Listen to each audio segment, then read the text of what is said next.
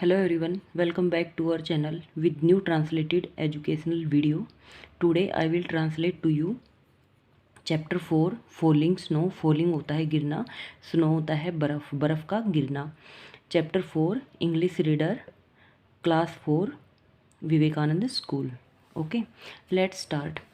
इसमें पॉइंट दे रखा है get set, what comes to your mind, तुम्हारे दिमाग में क्या आता है। When you think of snow, जब तुम बर्फ़ के बारे में सोचते हो। Write the word in the snowball, अपने विचार लिखने हैं, अपने शब्द लिखने हैं स्नो बॉल के बारे में, जो बर्फ़ के गोले होते हैं उनके बारे में। स्नो होता है बर्फ़, बॉल होता है गोले, बर्फ़ के गोले के बारे में। ठीक है, तो यहाँ पे ये ड्राइंग बना रखी है, अंदर स्नो है, इसके आसपास ये गोले बना रखे। तो स्नो के बारे में जो जो आपके विचार हैं वो इस गोले के अंदर आपको लिखना है। ठीक है, तो अब आगे पोएम रीड करते हैं हम नेक्स्ट पेज पे। ओके, स्टार्ट करते हैं। Mag is reading a beautiful poem. Mag, Mag किसी का नाम ले रखा है। मैग इज रीडिंग, मैग पढ़ रही है, ए ब्यूटीफुल पोएम, सुंदर कविता, अबाउट स्नो, बर्फ़ के बारे में।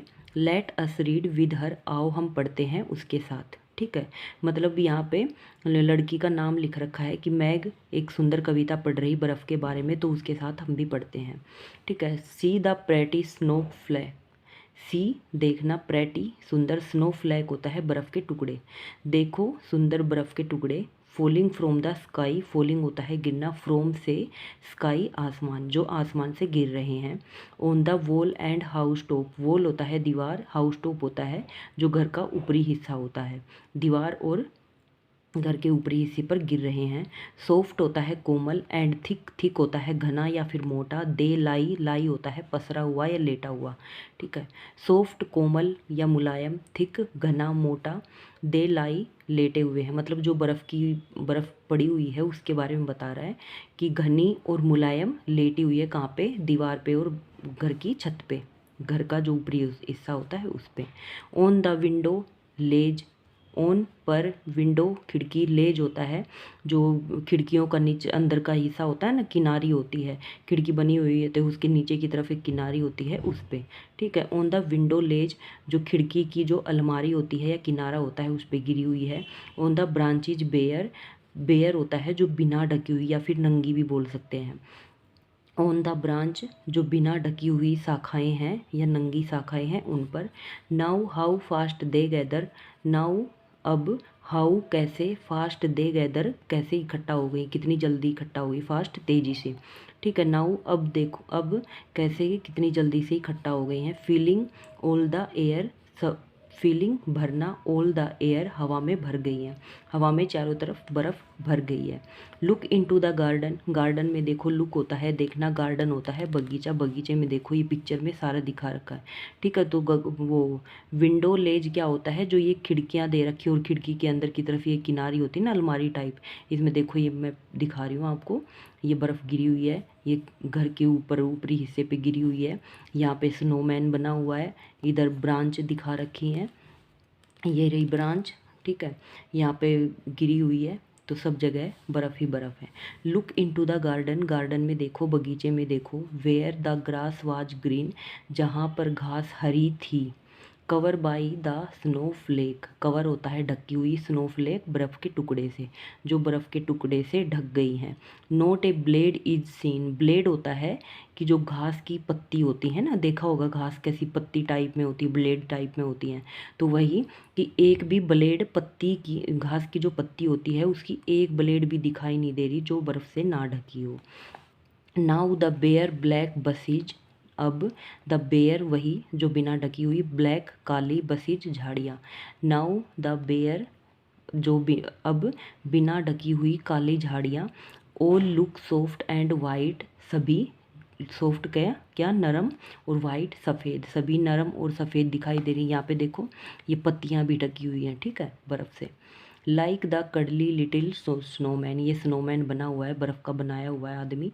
लाइक द कडली, कडली होता है गले लगाना या फिर आलिंगन करना। ठीक है, लिटिल स्नोमैन जो किसकी तरह दिखाई दे रही, कैसे लग रही है, कडली गले लगाने वाले बर्फ़ के आदमी की तरह। Oh what A pretty site, pretty होता है सुंदर, साइट होता है दृश्य, ओह कितना सुंदर दृश्य है। ठीक है। तो यहाँ पे पोएम आपकी ख़त्म होती है। एनोनियमस वो होता है गुमनाम, मतलब इसमें पोइट का नाम नहीं लिखा गया है कि पोइट, मतलब ऊपर तो दिखा रखा है मैग कि मैग कविता पढ़ रही है, लेकिन उसमें इसमें यहाँ पे पोइट का नाम नहीं लिखा गया कि ये कविता लिखी किसने थी। ठीक है। तो यहाँ पे एनोनिमस लिख रखा है, मतलब गुमनाम। यहाँ पे मीनिंग लिख रखे हैं हाउस टॉप। हाउस टॉप बताया था, रूफ ऑफ ए हाउस, घर की छत होती है, रूफ होता है छत, हाउस होता है घर, घर की छत। लेज, लेज होता है सेल्फ लाइक स्ट्रक्चर आउटसाइड ए विंडोज, यहाँ पे विंडो दिखा रखी हैं जो सेल्फ, सेल्फ होता है अलमारी, जो अलमारियों का, अलमारी के जैसा ढांचा बना हुआ होता है बाहर की तरफ, है ना, ये दिखा रखी खिड़की में। बेयर, बेयर होता है अनकवर, मतलब ढका हुआ। गैदर, गैदर होता है इकट्ठा होना, collect. Blade a single piece of grass, grass का एक छोटा टुकड़ा। सिंगल मतलब एक, एक टुकड़ा, मतलब ग्रास का एक टुकड़ा भी नहीं ढका हुआ। ठीक है। तो यहाँ पे मीनिंग दे रखे हैं पोएम के अकॉर्डिंग। यहाँ पे आपकी पोएम फिनिश होती है। क्वेश्चन आंसर पे आते हैं, एक्सरसाइज पे। ओके, यहाँ पे कुछ दे रखा है। Let us find the answer from the poem. Tick the things that are cover in snow. इसमें टिक करना है कि जो बर्फ़ से ढकी हुई चीज़ें होती हैं। ठीक है। तो ये भी ढकी हुई है, क्या है ये ढकी हुई है ना यहाँ पे। ये अलमारी की जो सेल्फ होती है नीचे वाली वो, और जो छत है वो ढकी हुई है, घर के ऊपर की टोप है वो ढकी हुई है। यहाँ पे मतलब सब ढकी हुई है बर्फ़ से, देख लो, है ना। तो सब पे टिक करनी है। The snow has cover everything. बर्फ़ सबको ढक देती है। डू यू एग्री, क्या आप सहमत हैं। Mention line from the poem to support your answer. ठीक है, अपनी लाइन लिखनी है इसमें अपनी पोएम के आधार पर। ठीक है, कि कैसे ढकी हुई होती हैं। Why does the poet call the buses. कवियत्री क्या कहती है बसीज झाड़ियों के बारे में। बेयर एंड ब्लैक, बिना ढकी हुई और काली। एक्सप्लेन, विस्तार से लिखना है। Do you think the poet like the season, क्या आप सोचते हैं कि कवियत्री को, जो कवि है उसको सीजन पसंद है, ऋतुएं पसंद है, मौसम पसंद है। Give evidence from the poem. Evidence होता है सबूत। ठीक है। तो सबूत देने हैं कविता के आधार पर कि कवि को क्यों पसंद है और कौन सा सीजन, कौन सा मौसम पसंद है। आगे चलते हैं। ओके, नेक्स्ट पेज पे आता है। Let us read between the line. Name the season. Season मौसम का नाम लिखना है। डिस्क्राइब इन द पोएम, जो कविता में वर्णन किया गया है, मतलब किस सीजन का कविता में वर्णन किया गया है। तो विंटर सीजन का, विंटर सीजन का वर्णन किया गया है। ठीक है। तो विंटर हो जाएगा। What is the poet describing in the line now how fast they gather. ठीक है। What is the poet describing, मतलब जो पोइट है, कवि है, वो इस लाइन में किसका वर्णन करता है। Now how fast they gather, बोलता है ना कि इतनी सारी बर्फ़ एक साथ जल्दी तेज़ी से इकट्ठा हो जाती है, क्योंकि खिड़कियाँ भी ढकी जाती हैं, जो हाँ वो घर की छत है वो भी ढक दी जाती है बर्फ़ से। तो उसके बारे में लिख रहा है। ठीक है। List the adjective use to describe the snowflake in the poem. तो कौन कौन से एडजेक्टिव, एडजेक्टिव मीन्स विशेषण। विशेषण क्या होता है, जो संज्ञा सर्वनाम शब्दों की विशेषता बताते हैं। ठीक है। तो विशेषण कौन कौन से हैं। एक तो सॉफ्ट था, सॉफ्ट होता है मुलायम। तो किसी चीज़ की विशेषता ही होती है ना वो, कि वो चीज़ सॉफ्ट है। और था प्रेटी, प्रेटी होता है सुंदर। एंड एक था थिक, थिक होता है मोटा या फिर घना। ठीक है। तो पोएम के अकॉर्डिंग ये 3 एडजेक्टिव हैं। आगे है let us go beyond the text.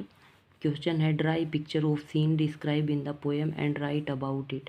Draw a picture, picture draw करनी है जो पोएम के आधार पर जिसमें वर्णन किया गया है। एंड राइट अबाउट इट, उसको उसके बारे में लिखना है। मतलब विंटर सीजन का डिस्क्राइब किया गया है तो उसके बारे में हमें 3-4 पोएम लिखनी है और उसकी पिक्चर ड्रॉ करनी है। Which country do you think the poet live in, कौन सी कंट्री में कवि रहता है। ठीक है। तो कौन सी में, स्विट्जरलैंड में, वहाँ पे बहुत सबसे ज़्यादा बर्फ़ पड़ती है तो स्विट्जरलैंड में रहता है। What do you like about winter, आपको शरद ऋतु में क्या पसंद है, क्यों पसंद करते हैं, तो वो लिखना है। ठीक है। तो यहाँ पे क्वेश्चन आंसर और ट्रांसलेशन आपका कंप्लीट होता है इस पोएम का। आई होप आपको ट्रांसलेशन समझ में आया है। तो प्लीज़ मेरे चैनल को सब्सक्राइब कीजिए, क्योंकि बहुत ही सिंपल लैंग्वेज में मैं आपको ट्रांसलेट करवा देती हूँ, एक एक वर्ड का मीनिंग बताती हूँ। ठीक है। So thank you.